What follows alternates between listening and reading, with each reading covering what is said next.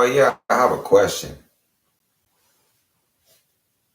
what's your question? Well, I'm not sure if you have somebody that fields these kind of questions from the public or not, but I have a question regarding a news release I saw concerning the Lincoln Police Department. Okay, well, like a media release to the public, or what's that all about?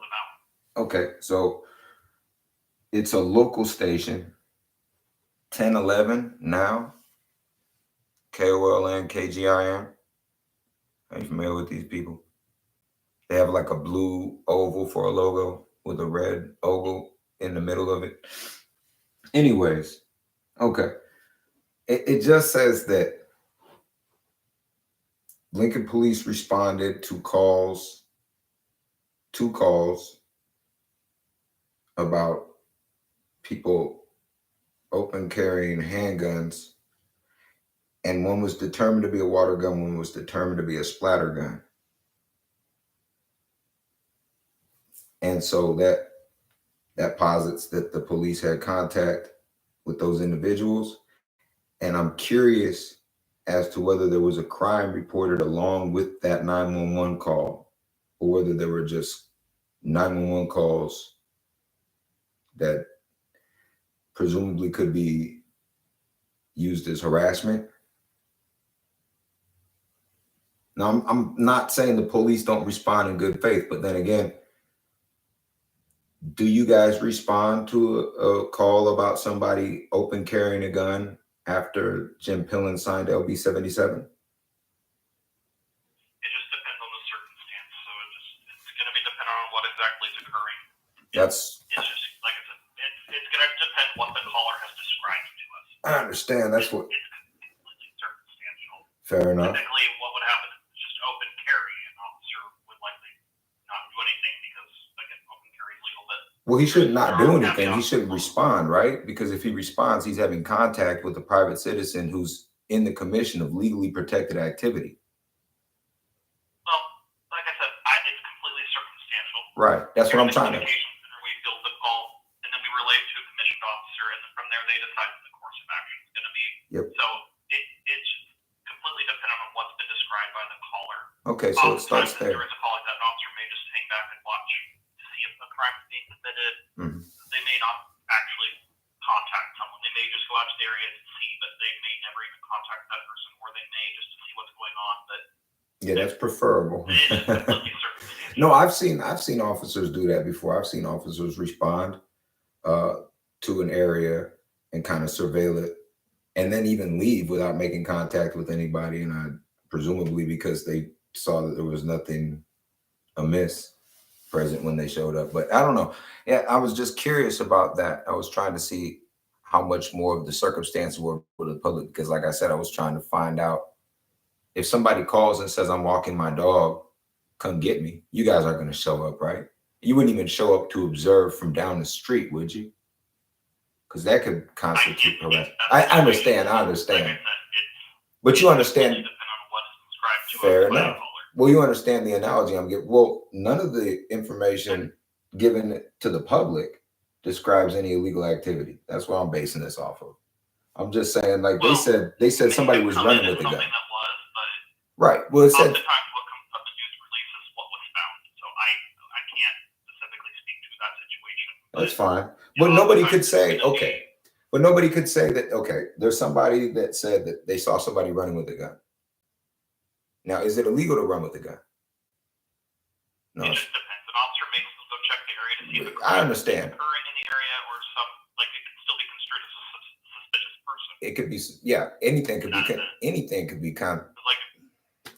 constitute suspicious activity. Like if someone's brandishing the gun or waving it at people or showing it forcefully, an officer would typically probably still respond to go check on things. Mm-hmm. But if it's just someone open carrying, they're not brandishing it, they're not waving it around, an officer may or may not contact someone. It's going to be completely dependent on what their view is and how they're interpreting the situation and what's been described to us.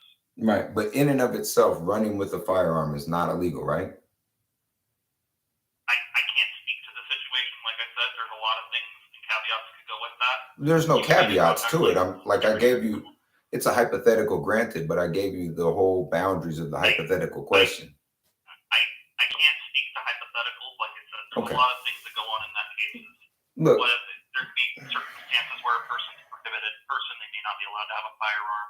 There may and be how would the caller know alarms that? in your body.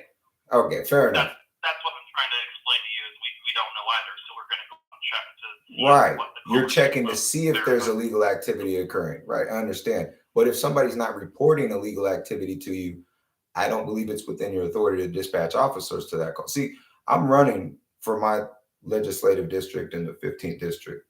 And so I'm aspiring to go into government, to work in government. Right now, I interface with government. I work in the private sector, work for a human rights organization. But my concern is basically, what is the nature of the contact with the government and the private citizen? Have a sergeant give you a call. Like the That's sergeant fine. will be able to answer those questions a lot better than I can. That's fine. Like I can try and get someone in contact with you and go further into it.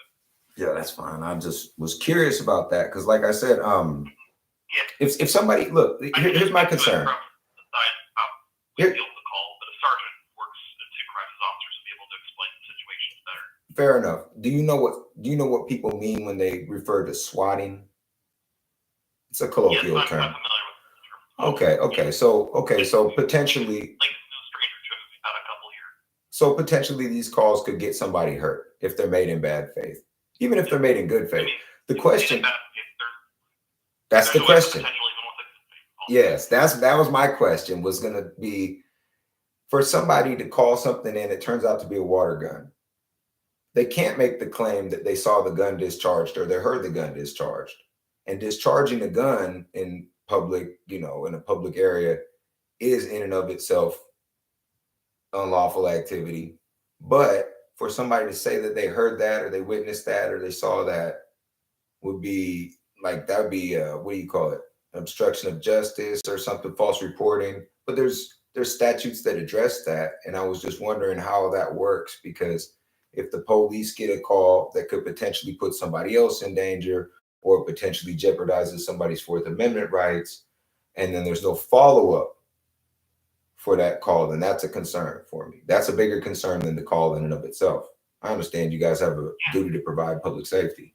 I just want to make sure that there's accountability. Could I get like an address or part of town you're in, just so I can try to get this to the right person to be able to better answer these questions? Yeah, no, I don't live in Lincoln, but I work sometimes in Lincoln, and I might be working in Lincoln if I get appointed to the Senate. I'm in Fremont, Nebraska. My name's Scott Thomas. My number is 402 300 6060. Okay,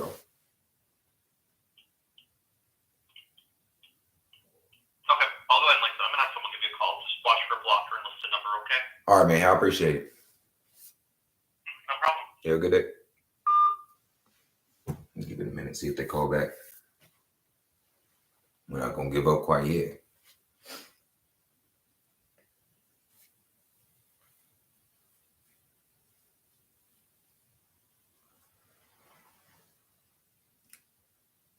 I don't know where my picture at. I don't know if you can see me or not. I'm gonna take my hair down.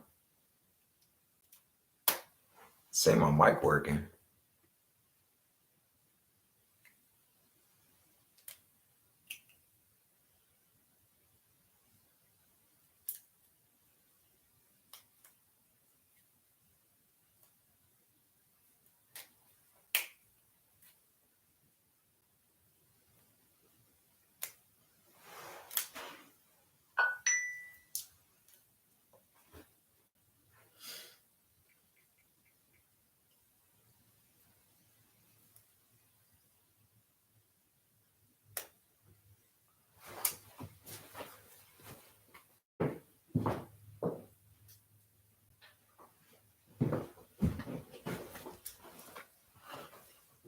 They ain't gonna call right back.